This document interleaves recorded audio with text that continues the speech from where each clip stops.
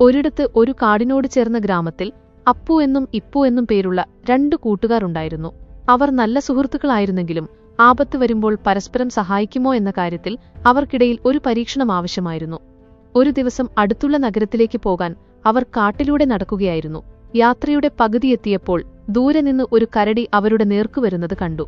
കരടിയെ കണ്ടതും രണ്ടുപേരും പേടിച്ചു വിറച്ചു. കരടി അടുത്തേക്ക് വരുന്നത് കണ്ട് കൂടുതൽ ചിന്തിക്കാൻ നിൽക്കാതെ അപ്പു ഓട്ടി അടുത്തുള്ള ഒരു വലിയ മരത്തിൽ അതിവേഗം കയറി. ഇപ്പുവിനെക്കുറിച്ച് അവൻ ചിന്തിച്ചതേയില്ല. എന്നാൽ ഇപ്പുവിന് അത്ര വേഗത്തിൽ മരത്തിൽ കയറാൻ അറിയില്ലായിരുന്നു. എന്തു ചെയ്യണമെന്ന് അറിയാതെ നിന്ന ഇപ്പുവിന് പെട്ടെന്നൊരു ബുദ്ധി തോന്നി. കരടികൾ സാധാരണയായി ചത്ത മൃഗങ്ങളെ ഭക്ഷിക്കില്ല എന്ന് അവൻ അറിയാമായിരുന്നു.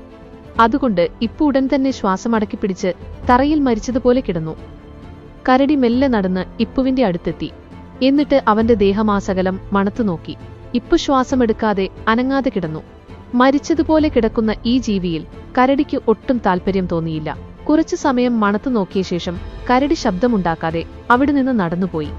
കരടി പോയി എന്നുറപ്പായപ്പോൾ അപ്പു മരത്തിൽ നിന്ന് താഴെയിറങ്ങി. എന്നിട്ട് ഇപ്പുവിന്റെ അടുത്തേക്ക് വന്നു. പരിഹസിക്കുന്ന സ്വരത്തിൽ ചോദിച്ചു, "ഡാ കരടി, നിന്റെ ചെവിയിൽ എന്തോ മന്ത്രിക്കുന്നത് ഞാൻ കേട്ടല്ലോ. എന്തായിരുന്നു അത്?" ഇപ്പു സാവധാനം എഴുന്നേറ്റു. എന്നിട്ട് അപ്പുവിനെ നോക്കി ശാന്തമായി പറഞ്ഞു, "കരടി എന്റെ ചെവിയിൽ പറഞ്ഞത് ആപത്ത് വരുമ്പോൾ നിന്നെ ഒറ്റയ്ക്കാക്കി പോകുന്ന സുഹൃത്തിനെ വിശ്വസിക്കരുത് എന്നാണ്."